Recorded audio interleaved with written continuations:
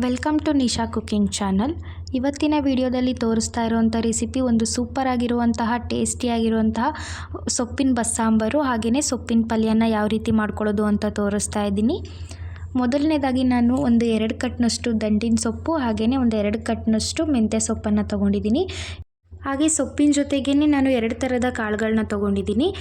ಒಂದು ಸಣ್ಣ ಕಪ್ನಲ್ಲಿ 1 ಕಪ್ನಷ್ಟು ತೊಗರಿಬೇಳೆ ತೊಗೊಂಡಿದ್ದೀನಿ, ಇನ್ನೊಂದು ಕಪ್ನಲ್ಲಿ ಹೆಸರು ಬೇಳೆನ ತೊಗೊಂಡಿದ್ದೀನಿ. ದಂಟಿನ ಸೊಪ್ಪು ಮತ್ತು ಮೆಂತ್ಯ ಸೊಪ್ಪಿಗೆ ಹೆಸರು ಕಾಳು ಮತ್ತು ತೊಗರಿಬೇಳೆ ತುಂಬಾ ಚೆನ್ನಾಗಿರುತ್ತೆ ಬಸ್ಸಾಂಬಾರು ಮಾಡೋದಕ್ಕೆ. ಇವಾಗ ಇದನ್ನು ಸೊಪ್ಪನ್ನು ದಪ್ಪ ದಪ್ಪಾಗಿ ಕಟ್ ಮಾಡಿ ತೊಳೆದು ಹಾಕ್ತಾಯಿದ್ದೀನಿ. ಹಾಗೆ ಕಾಳುಗಳನ್ನೂ ಕೂಡ ಚೆನ್ನಾಗಿ ತೊಳೆದು ಹಾಕ್ತಾಯಿದ್ದೀನಿ. ರುಚಿಗೆ ತಕ್ಕಷ್ಟು ಉಪ್ಪನ್ನು ಸೇರಿಸಿ ಸೊಪ್ಪು ಬೇಯೋದಕ್ಕೆ ಎಷ್ಟು ಅಗತ್ಯ ಇದೋ ಅಷ್ಟು ನೀರನ್ನು ಸೇರಿಸಿ ನಾನು ಇವಾಗ ಇದನ್ನು ಒಂದು 2 ವಿಷಲ್ ಕೂಗಿಸ್ಕೊತೀನಿ. ಸೊಪ್ಪು ಬೇಯೋ ಅಷ್ಟರಲ್ಲಿ ಪಕ್ಕದಲ್ಲೇ ಒಂದು ಪ್ಯಾನ್ಗೆ ಒಂದು 2 ಟೇಬಲ್ ಸ್ಪೂನಷ್ಟು ಆಯಿಲ್ನ ಹಾಕ್ಕೊಂಡು ಒಂದು 3 ಹಸಿಮೆಣಸಿನ್ಕಾಯಿನ ಹಾಕಿ ಈ ರೀತಿ ಕಟ್ ಮಾಡಿಕೊಂಡು ಒಂದು 2 ನಿಮಿಷ ಫ್ರೈ ಮಾಡಿ ಎತ್ತಿಟ್ಕೋಬೇಕು. ನೋಡಿ, ಈ ರೀತಿಯಾಗಿ ಒಂದು 2 ನಿಮಿಷ ಫ್ರೈ ಮಾಡಿಕೊಂಡ್ರೆ ಸಾಕಾಗತ್ತೆ. ಇವಾಗ ಇದನ್ನು ಒಂದು ಪ್ಲೇಟ್ನಲ್ಲಿ ಎತ್ತಿಟ್ಕೊಳ್ಳೋಣ. ಅದೇ ಪ್ಯಾನ್ಗೆ ಒಂದು ಚಿಕ್ಕ ಈರುಳ್ಳಿನ ಕಟ್ ಮಾಡಿ ಹಾಕ್ತಾಯಿದ್ದೀನಿ. ಮತ್ತು ಒಂದು 6ರಿಂದ 7 ಎಸಳು ಬೆಳ್ಳುಳ್ಳಿನ ಸೇರಿಸ್ಕೊಂಡು ಇದನ್ನು ಒಂದು 2 ನಿಮಿಷ ಈರುಳ್ಳಿ ಲೈಟ್ ಟ್ರಾನ್ಸ್ಪರೆಂಟ್ ಕಲರ್ ಬರೋವರೆಗೂ ಫ್ರೈ ಮಾಡ್ಕೊಬೇಕು. ನೋಡಿ, ಈ ರೀತಿ ಫ್ರೈ ಆದಮೇಲೆ ಸ್ಟವ್ನ ಆಫ್ ಮಾಡಿಕೊಂಡು ಈ ರೀತಿಯಾಗಿ ಒಂದು ಪ್ಲೇಟ್ನಲ್ಲಿ ಹಾಕಿ ಇದನ್ನು ತಣ್ಣಗಾಗೋದಕ್ಕೆ ಬಿಡೋಣ. ಇವಾಗ ವಿಷಲ್ ಕೂಡ ಆಗಿದೆ, ಗ್ಯಾಸ್ ಕೂಡ ರಿಲೀಸ್ ಆಗಿದೆ. ನೋಡಿ, ಸೊಪ್ಪು ಕೂಡ ಬೆಂದಿದೆ ಚೆನ್ನಾಗಿ.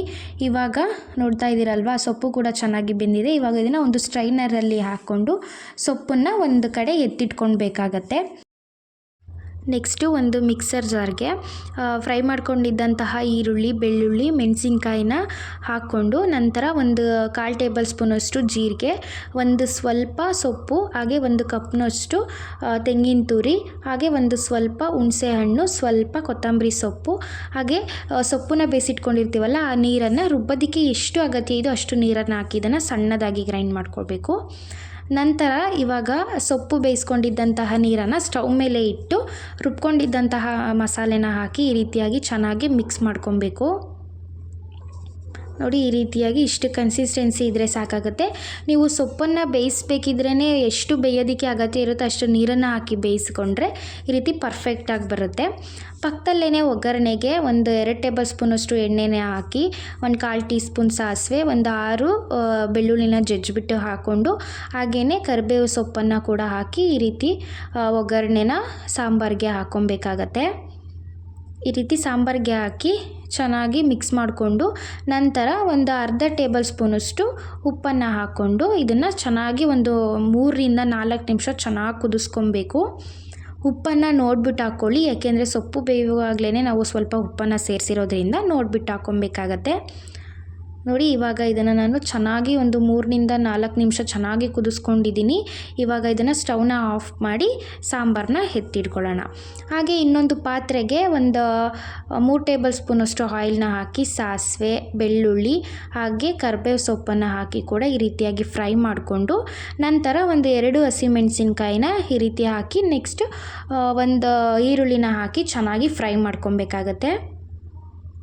ನೆಕ್ಸ್ಟ್ ಈರುಳ್ಳಿ ಫ್ರೈ ಮಾಡ್ಕೊಂಡ್ಮೇಲೆ ಉಳಿದಿರೋ ಅಂತಹ ಸೊಪ್ಪನ್ನು ಹಾಕಿಬಿಟ್ಟು ನಂತರ ಕೊತ್ತಂಬರಿ ಸೊಪ್ಪನ್ನು ಸ್ವಲ್ಪ ಸೇರಿಸಿ ಚೆನ್ನಾಗಿ ಮಿಕ್ಸ್ ಮಾಡ್ಕೊಳ್ಬೇಕಾಗತ್ತೆ.